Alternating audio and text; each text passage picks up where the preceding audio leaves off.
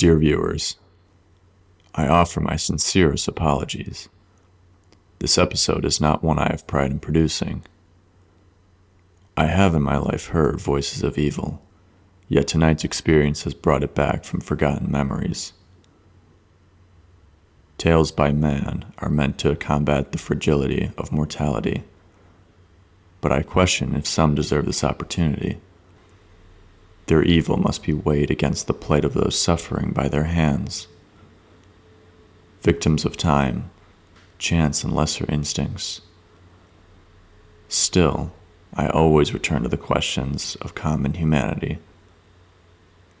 Nothing others achieve are out of reach of their fellow man, no matter how much we wish it was.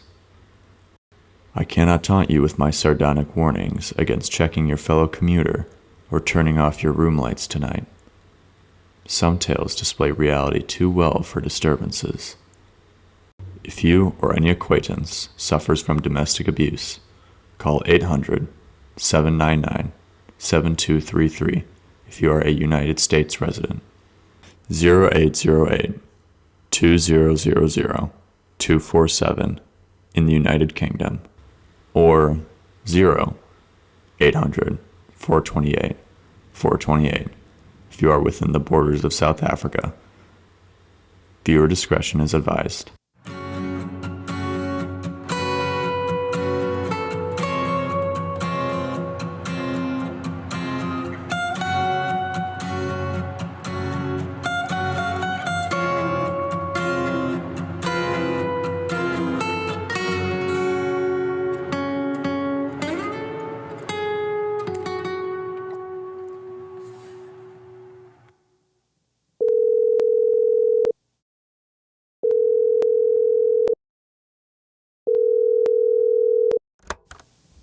Good evening, caller. Please state your full name and relation to the horror. Yes. Hi. Hello. Good evening. I am Eileen Sale, and I survived 5 problematic relationships with men. 6, if you count my father. You must have experienced frank amounts of horror in such cases. Do you consent to this experience? I do. Yes, I do. Whenever you are ready, Miss Sale. He was my first real love obsession. The first guy on my phone wallpaper, first one with a heart next to his name on my phone. I had boyfriends before him, high school boyfriends. Person here and there, you kiss, say I love you. Never really mean it. But when I said it to him, it was real. College was behind me. I had time at night now. I was a double major in biosciences and sculpting. Didn't exactly allow a lot of husband-finding time. Maybe that's why when I finally found him, I was willing to do anything to make sure we would work. Miss Sale, if you don't object to me asking, was there truly no one in your college years? No one alive. I know it is weird, my humor. I mean, I was working with a cadaver for medical school. I like to joke that he was the perfect boyfriend in retrospect. He couldn't cheat, never said anything mean, never did anything abusive. I wish the men I dated afterwards could have had those traits. Just alive, of course. Sebastian, my cadaver, for very obvious reasons, wasn't a great conversationalist. Who would have guessed? I met Matthias in a bookstore. He was the cashier with a short, stubble beard and sleeves rolled up veiny forearms. I knew he had a crush on me from the first time we met. He told me the book I bought was an interesting choice. Interesting like in a nice way, not the silent, judgy way. If I may wager a guess, was it a book on art? Joel Peter Witkin's Gods of Earth and Heaven. I understand his curiosity. A fan of Joel Peter Witkin, Crowley? I would not count myself an admirer. No. Anyway, I could see Matthias was shy, so the 5th time I went back to buy a book, I asked him out for coffee. For the first, maybe 5 or 6 months, it was amazing. I could really talk to him about Gunther von Hagens, Andres Serrano, Francesca Woodman. He never knew about them before me, but he would listen to every word I said. He would buy me flowers. I had to tell him when, but he was so cute when he came, dressed in the suit I told him to wear, with those exact flowers. He would knock on my door just like I asked him to, take my hand to the car just like I trained him to, and take me to the restaurant I begged him to. Everything seemed great until a month into our marriage. Matthias was in the U.S. illegally. He needed a green card. I had citizenship. I could give him a green card if we got married. So I made the suggestion. I thought that meant he would be grateful to me, understand how he needs me, but no. He began to drink a lot, said it was because he missed home, but I was hoping he'd understand I was his new home. One night he came home drunk. It was the first time he acted like my dad. Matthias screamed at me, "I only married you for the green card. You psycho whore."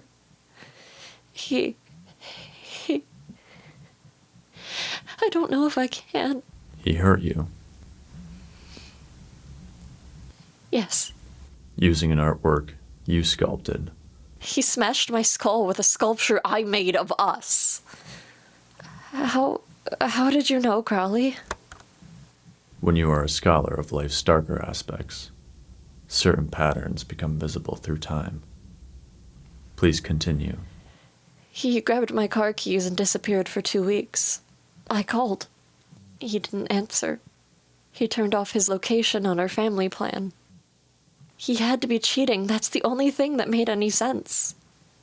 So when he came back home and told me his sob story, I played dumb as if he wasn't being controlled by a slut in the city. But we both knew. We both felt it. Our time together was coming to an end. I made him rent me an art studio as an apology. Still, our hours in there wasn't enough to fix us. So I told him we had to talk.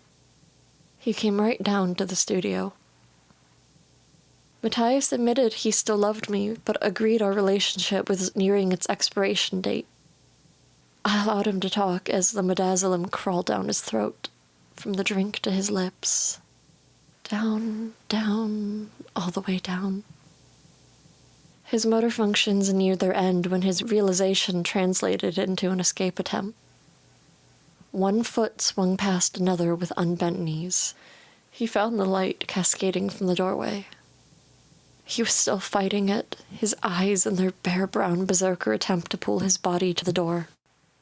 I cradled his head and neck in my left arm. Shh, mi amore. My other hand gripped a palette knife sharpened in the first 2 weeks he slept in the house of a slut. Trace the route first, belly button up to collarbone, around the chest, around the back. He was still awake. My scalpel palette married itself into his belly button, blood streaming after the palette with each stroke further up his body.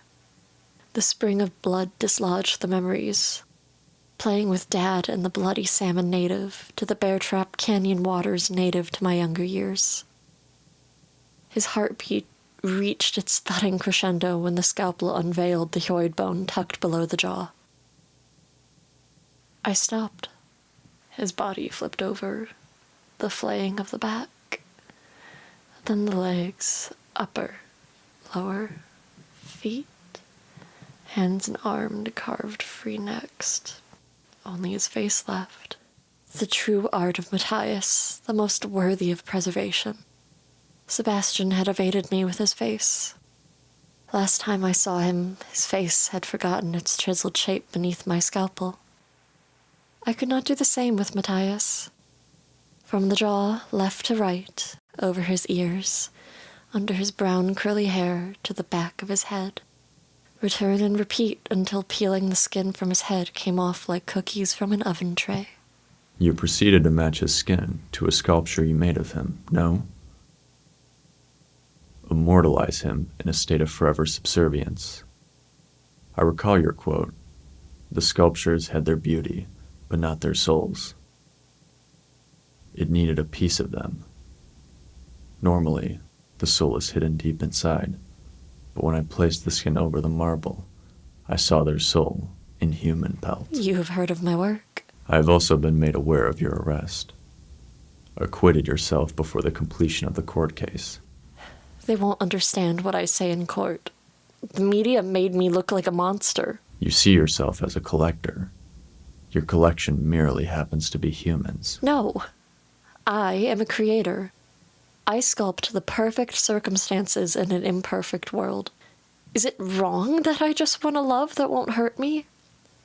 That's my story, the true story. Not the fake news people hear every day. If the jury can just hear this, I will be set free.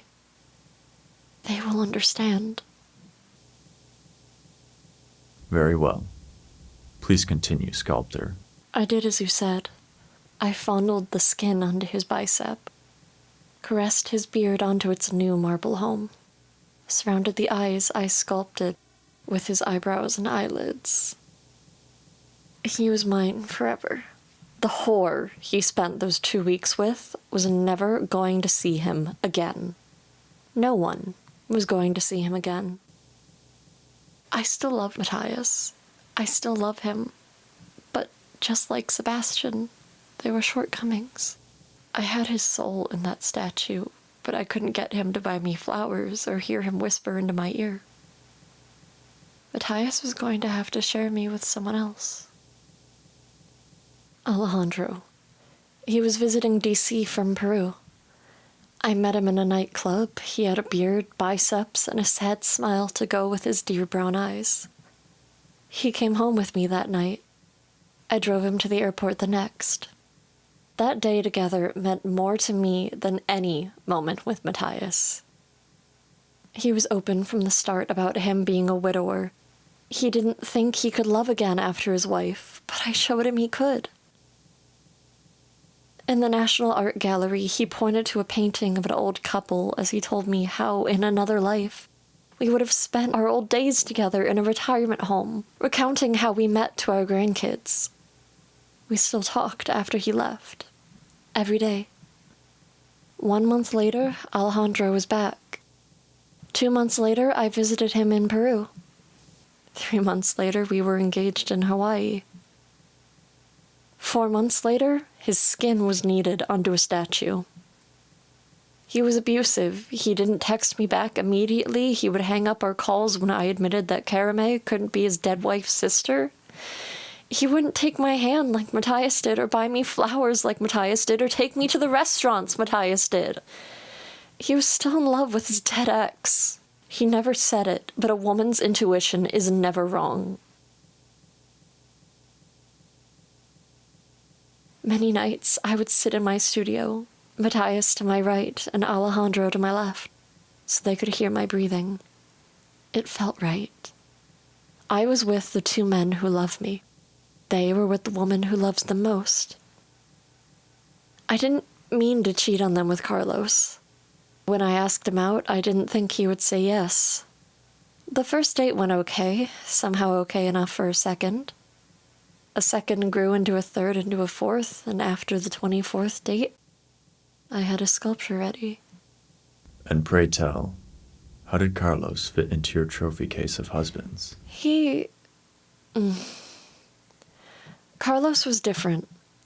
He still had the beard, the dog brown eyes, but he was an educated man. Alumnus of Howard University, and he could cook. Baking was his artistry. We met at a cake baking class he held. A week later, I felt his arms around me with fingers between mine and the dough we were kneading. He whispered the recipe into my ear. He had the best of Matthias and Alejandro. Sweet and gentlemanly like Matthias, passionate like Alejandro. We could talk about art. He was fascinated with my quirky artistic inspirations. I couldn't stop listening to him explain Picasso. Maybe it's because they both experienced poverty at some point that drew him to Picasso. Maybe it's because of the poverty he experienced that made him donate so much to charity. I mean, it was sometimes hard getting a date out of him because he spent so much time at the water something charity. Sometimes go out drinking with friends afterwards instead of taking me somewhere. Sometimes I wouldn't see him for weeks. I missed him. What sin did he make himself guilty of to join Matias and Alejandro? Carlos, I showed him my painting. I wanted him to hang it up in his home to think of me. Carlos liked art. He liked talking about my art, but he wouldn't have any of my art in his house. He said my modern rendition of the Punishment of Marsyas was barbaric in its techniques and motive. He said I was insane for painting it. Using him as the satyr was not befitting of him. He stopped talking to me after that. Blocked me on everything he could. Sculptor, I cannot help but wonder if you are presenting selective information. On me or my partners? That is what I do not yet know. Anyway, Carlos came over to my place to collect the last of his things. It was a hot July. He would be thirsty. He really liked iced tea. I mixed the anesthetic into his drink while he moved out his items. I was frightened for a moment as he walked to his car, nimble and polite. The last few steps made me smile. A limp leg collapsing, confused head wobbling like a newborn. His hand grasping for the eyelids, gazing at Medusa, eyelids turning to stone.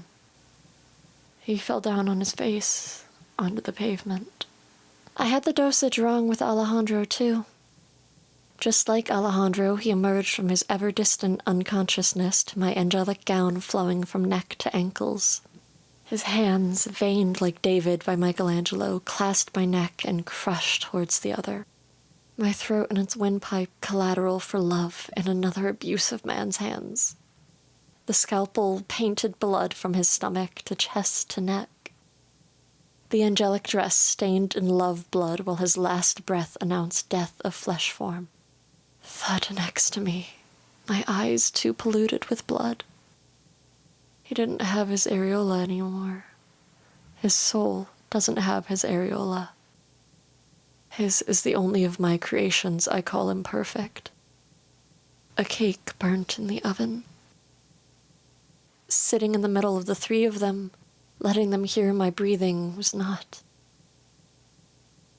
I had always had the feeling my communion with the soul statues was holy. As if I had transcended their deaths in a religious way. But now, I had to try again. Alvaro was to purify the fault of Carlos. A beautiful man. He had the facial hair that let you know I have a badge. On our third date, he confessed to me he was investigating a case. He was investigating you. Alvaro was closer than I'd like. They did not know Matthias, Alejandro, and Carlos were connected for sure, only suspected it. He joked, saying he looked similar to them. Maybe he'd be next. I had to finish his sculpture. I spent many nights in the dry blood of my sculpting dress, unveiling his body from marble.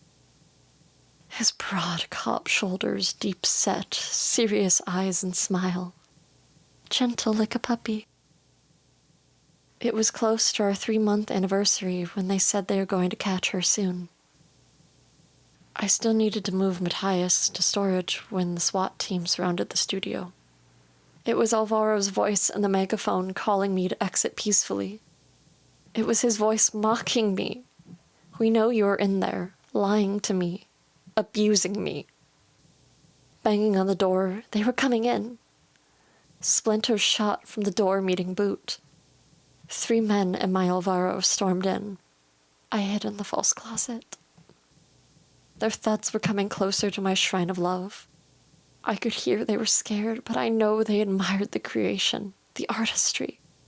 I was Michelangelo, and my Matthias soul statue is my Sistine Chapel. The lights attached to their weapons hunted for me in the room. I saw a beam blast into my hiding spot. Heard guns abusing my supplies on the false wall opposite me. Crash, left, right, left. Its owner littering the air with clear. my Alvaro ordered them to stalk the building for me. He remained in his unpossessable, fleshy form. His gasp meant he had found his hidden future marble home. I stepped out. His eyes, his whole posture fixated forward toward the statue of him. "Alvaro?" I said. He jumped with his gun, raised, at me. I was next door, painting when I heard all this. I lied. His fingers shook toward my dry blood dress. "Paint. I told you I'm an artist." His puppy browns. No belief. He told me to lay on the ground. I did. He came closer with his cuffs. I bit his nose off. He tried to shoot me with his gun. I ate his Adam's apple. Jeffrey Dahmer proclaimed the ingestion of victims equate to ownership. I never understood this truth before I swallowed the pieces of flesh and cartilage from Alvaro. It could not substitute the combination of body and soul my statues offer, but it was a suitable alternative. I waited at the door for his squad mates to return. One did. He tasted better than Alvaro. Alvaro had a very strong iron taste. This one had a flavor more salty. I was savoring him when the last two arrived. Guns gazing at me, lights blinding me, followed by cold metal cuffs on my wrists. Blurs, sounds vaguely like people screaming, holding cells. Jail. Curious. Your memory failed you that night, but not the previous. It was just me in the cell. No Alejandro to tell about my art. No Carlos to discuss home makeovers. No Matthias to hear me complain. Just me. Nights shivering and days sweating. Nothing to do. Just me in my own mind. Dark thoughts crept in until I met Manuel, my public defender. His hands were David's of Michelangelo. His beard Roman curly, his hair in the image of Caesar. I would caress over the big vein in his right hand when he placed his index finger on a word in the file. His eyes would dart to mine, his deep brown eyes, then to my hand. He would pull his hand away. I never had a man stand up for me before, but how he did it in court. I had already chiseled him free from marble in my mind. Every time we were alone, he was professional, and I was flirty. He asked me to stop. I don't take no for an answer. The fucker quit as my defender. Why do I always choose men who are bad for me? Men like my father. Again, I was alone. No one visited me in jail. No one wrote to me. My new public defender was a woman. I never really liked other women, and I had one love of my life out there, separated from his unsculpted soul statue. I had to escape. The guards were only human, with very biteable Adam's apples. Everyone already wondered if I wasn't psycho, banging my head on the steel bars, talking to my soul sculptures as if they were in the cell, biting my cheek until it bled. It tipped them into believing it. The psychiatric observation unit was the same from my last visit. Same lax security, same guard patrols, same inmate having an affair with one of the guards. I befriended her, never really wanted to learn her name. Convinced her to entertain her guard lover just long enough for me to steal his set of keys to the nurse's clothing closet. A costume and the credentials from a nurse laying headless in the closet is all it took to escape. This occurred, I believe, an hour ago. Yes. The thumping in the background was you playing with the car keys from your stolen getaway Toyota. License plate TC5064. Not true? How did you know? You are still wearing the uniform. Nurse's blood on your mouth and neck. In Manuel's living room. But he is not there. Is he, Sculptor? Tell me now, Crowley. Goodbye, Miss Sculptor. I apologize for tonight's disruption, dear listeners. The police captain in D.C. is an old acquaintance. It came to my attention her ramblings might lead to her location, mentioning Manuel by name. Novice mistake. Rest assured, my listeners, you need not worry of the Sculptor. Not anymore.